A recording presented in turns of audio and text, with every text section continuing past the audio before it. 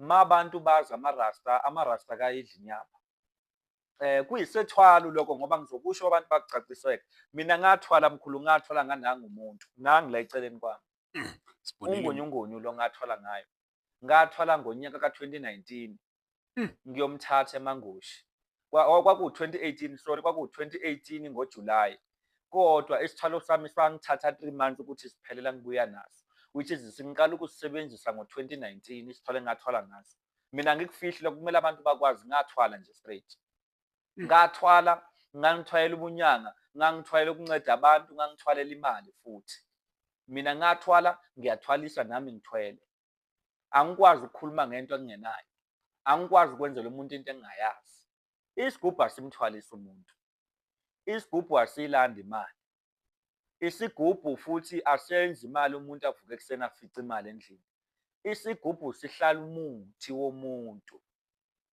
Ngabe umuntu uyisigebengu, ufuna umuthi wokuyotshontsha, abe namandla. Khona lento ngithiwa ukuthi ukuphakamisa abantu nakhona abangakwazi. Siphakamisa isigebengu. Kunabantu labasebenza ngama-heist, kunabantu abasebenza ngenkunzi, kunabantu abasebenza ngezinto eziningi. Isigebengu umuntu womgwaqo. Abantu esibasebenza ngesigubhu noma inyanga. Abantu esibasebenza ngesigubhu. Akuyena noma ubani umuntu ofuna ukuthwalela imali okumele ayenzelwe isigubhu. Ingakho iy'gubhu ey'ningi abantu bazigcina endlini azisebenzi ngoba iy'nyanga seziyabanika abantu izinto ezingasebenzi. Ngoba ezwe mina ngathi kunesigubhu wasenaye ethi udayisa iy'gubhu enzela abantu imithi. Yebo, iy'gubhu zey'nyanga ziyasebenza, kodwa isigubhu asizukukusebenzela ungayona inyanga. Isigubhu asizukukusebenzela ungasona isigebengu. Isigubhu asizukukusebenzela ungenalo ibhizinisi.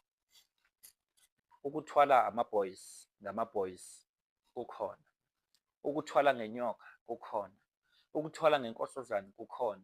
Ukuthwala ngamagundwane kukhona. Ukuthwala ngomuntu kukhona. But akusandele noma ubani umuntu othwalisayo ngoba imimoya iyajika. Ezinye izinto azisatholakali. Ezinye iy'hlahla azisatholakali ngenxa yokuthi asisakwazi ukuvala umlomo.